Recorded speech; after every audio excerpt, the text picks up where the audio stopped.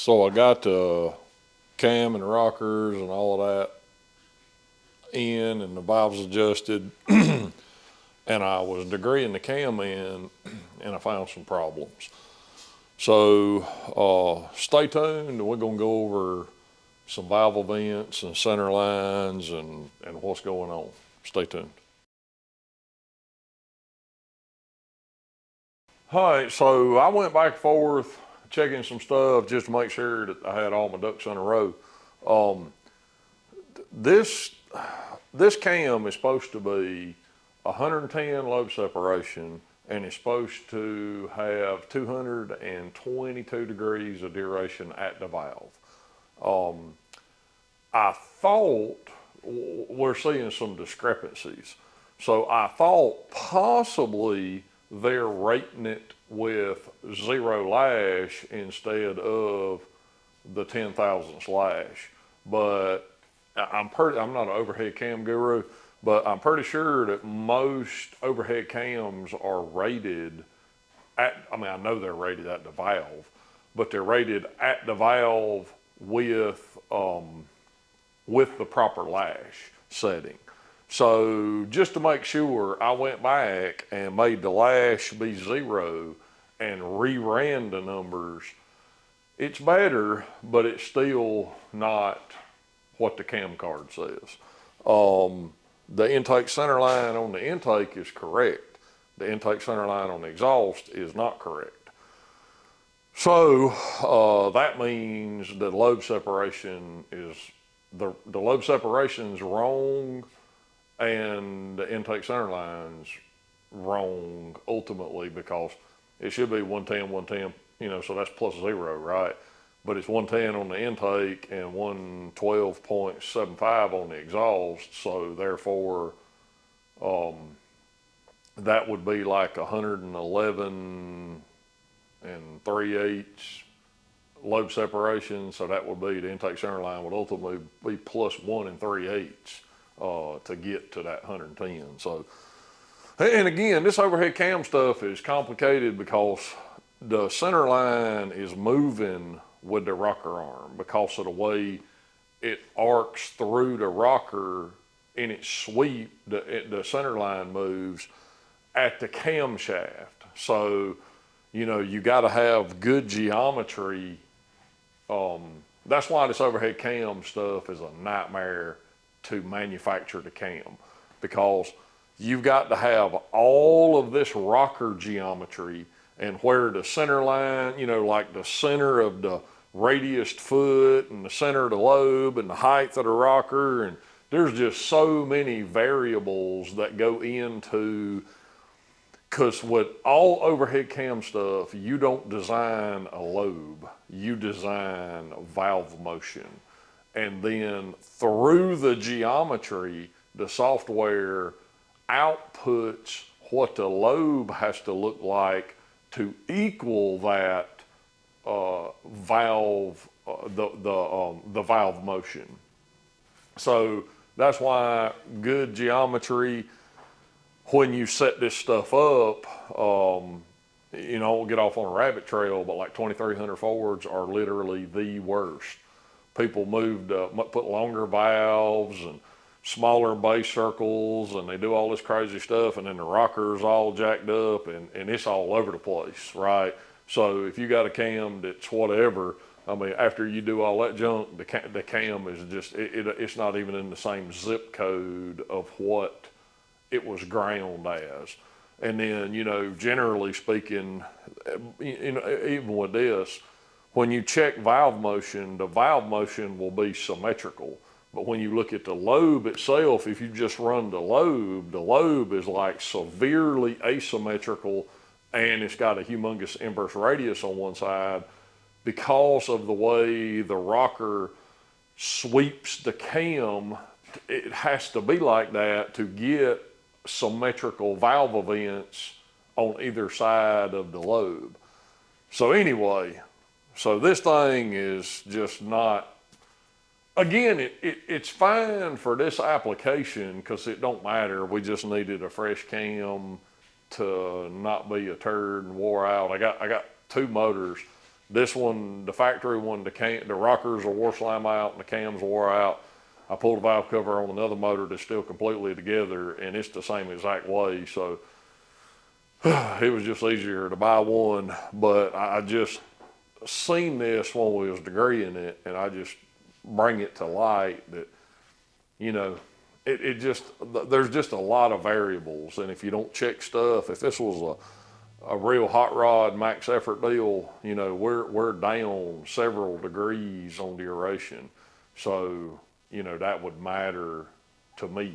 But again, this doesn't matter because it just don't. So I'm gonna bring you in here and we'll just go over some stuff, and I'll show you what I'm seeing, and then we'll go from there. But I'm gonna run it. I mean, it's fine, but we'll check the intake, and I'll show you all the numbers, and we'll check the exhaust, and I'll show you all the numbers and how we got there and why and what's wrong, and just so you'll know. All right, campers.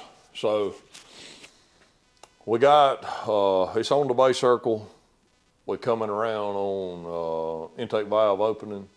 We got the indicator zeroed. It's sitting on the retainer.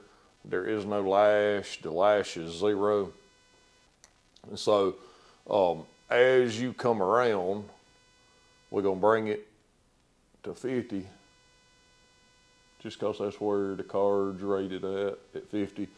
So if you can see here, and this is with no lash, it's a little worse with lash, but we're supposed to open 1 degree after TDC, but we're actually opening 4.5 degrees after TDC. So you know, obviously that's a 3.5 degree deficit in the opening and in the duration. And so we'll come all the way around to the closing side.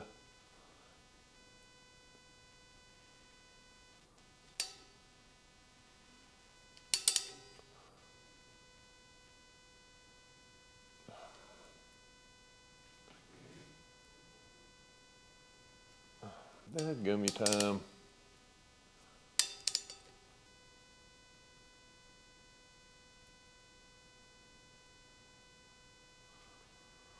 That's pretty close. So that's 42. 42, and we're supposed to be 44. Yep, closes at 44, opens -1, closes at 44. So if even with zero lash, we're still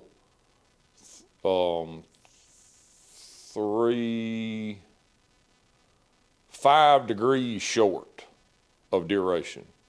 So it's supposed to be 222, and it actually measures like 217. So, you know, it's just small. It just is what it is. And you know, with the proper lash, it's a degree shorter on either side. So instead of being 5 degrees small, it's actually it's actually 7 degrees small. So that's a lot. I mean, you know, running duration, 7 degrees, that's a bunch. You know, and I mean, it just is what it is, but that's a lot. So, you know, really and truly, you need, I mean, if you want a 222 at 50, you really gonna have to buy, you know, a 230 really to get a 250 if the 230 has the same problem. So let me move over to the exhaust, and you know, the wheel's gonna stay just like the wheel is. We're gonna move the indicator over on the exhaust. The exhaust still has lash, and I'm gonna pull the lash out of it. But we're gonna come around. Let me go ahead and get it on the heel.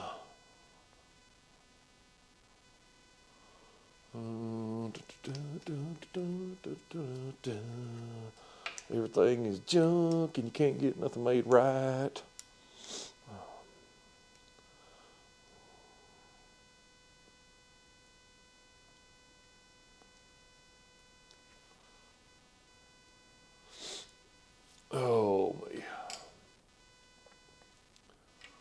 Boy,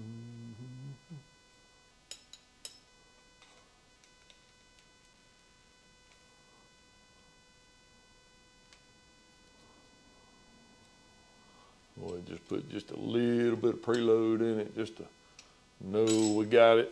Now we got 0. All right.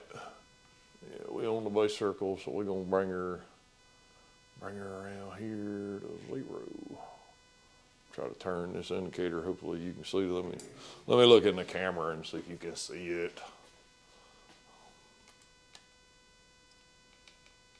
Yeah, you'll be able to see that. Ooh, and if you can't, you can take my word for it.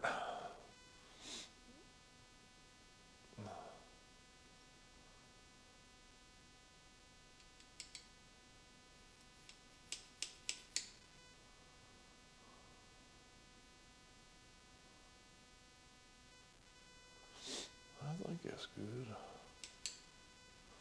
All right, so here we go.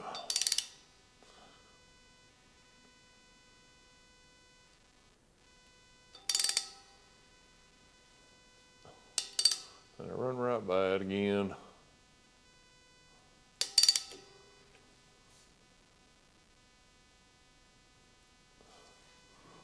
All right, so that is 45.5. Let me write that down. 45.5. And then we're going to come on around.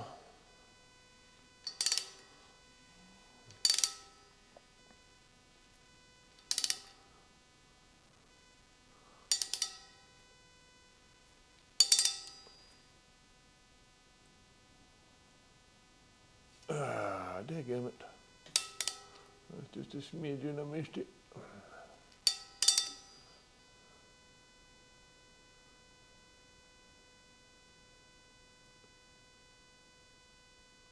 When these things goes all together, it's a lot more aggravating than just doing it with like one piston in it. And then that is a whole 6 degrees. 6 degrees. Oh, 6 degrees, 6 degrees. And that is before Tennessee. So if we take 45.5 plus 6 equals plus 180 degrees equals 231.5 minus 6 is 225.5.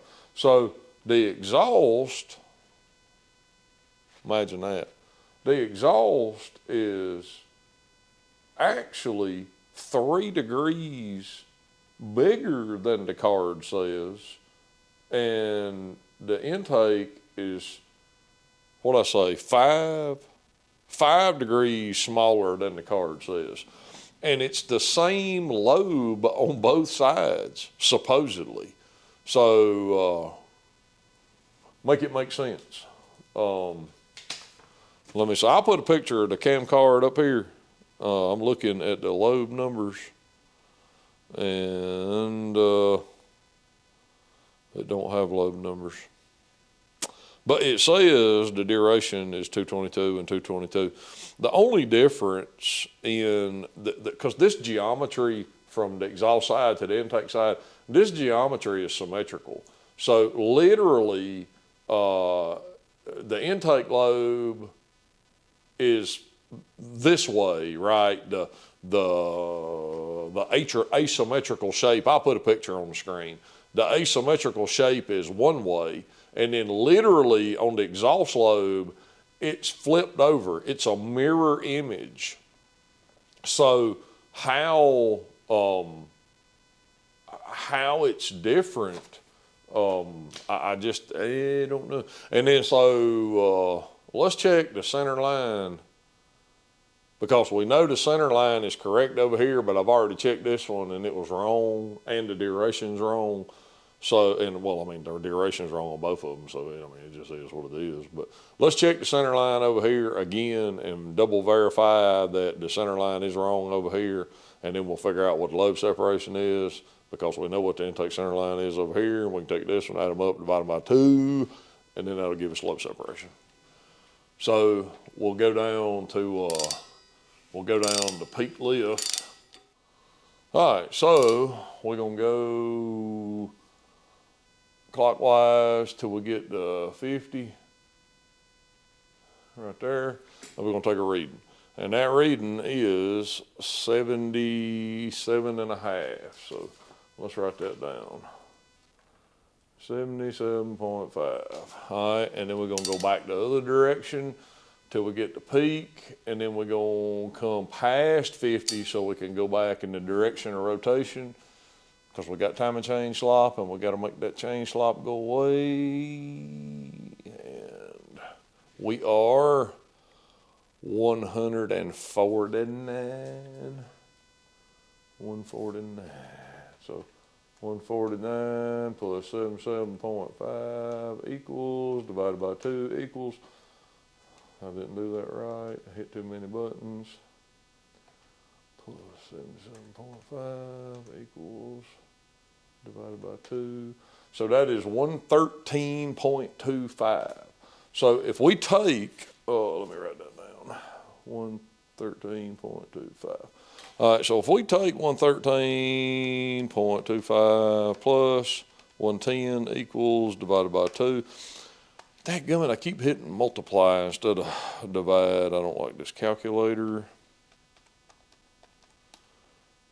Divided by 2. So that's 111.625 5/8.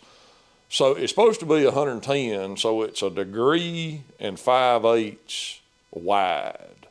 So, and I'm fine with all of that. Again, I don't care. And a degree and a half and some change ain't no big deal. The only thing that's just odd to me is how the exact same lobe on the intake and exhaust is that much different. I mean, I guess my question is how do you mess up that bad? I mean, if it was a degree or something, you know, that's just anomalies in grinding because of wheel push off and deflection and, you know, the sharpness of the stone and blah, blah, blah. But yeah, something ain't right. So, and probably that's how the center line is off too, is because of I don't know if it's just a different program or it was done manually and it's a different master plate. I have no idea. All I do know is the cam don't match the cam card, and it is what it is. I should have run it in the cam doctor. I've got all the valve train geometry for Toyota. I should have run it in the cam doctor, and I just was in a hurry and I didn't think about it really. And I really didn't expect it to be wrong, because I've had some other ones, not this grind, but I've had some the next grind up, and they checked up good. No issues. So I don't know. Anyway, so that's that. I got to get the studs in for the valve cover, and I got to put the pan on. I got the pan painted, but I was cleaning up the pickup tube. I mean, it was clean, but it still had a little crap around it. I wanted to make sure it was all nice and pristine. So I'm working on it. So maybe tomorrow, if I get time, we can just get it buttoned up. I think the balancer's dirty. I still got to get it clean, and then it'll be ready to go to my little brother to get it put in. So I'm ready. I am ready. All right. Thank y'all for listening to me ramble. But like I say, I just seen all that, and I figured that'd be worth noting during the build. So, you know, it just is what it is. But like I say, everything else looks good. I got all fresh plugs knocked in it, frost plugs, core plugs, whatever you want to call them. I got to put a couple of gallery plugs in. Got a torque distributor drive gear. I got to go back and set the lash on them 2 valves that I unset the lash. And I think that's all. I think it'll be, you know, other than some water pipes and stuff that's got to get attached. But other than that, I think it's pretty well done. So I'm hoping this coming week they can get it in and get it running, I hope. And because I need it. I need it bad. Thank y'all. There'll be more videos coming. We got a few other things we're trying to get finished up, and it's just been hectic and crazy busy with cams and designing lobes and all that crazy nonsense. But I mean, it's good. That's what we want to be doing. But we just ain't got time to do videos like we really want to. But I got some more sit down explainer tech talk videos coming with more cam stuff, I hope next week. So be on the lookout for that. Thank you again. There'll probably be one more episode on this thing, and that should be it running is my plan. Thank you again. Appreciate your support. See you on the next one.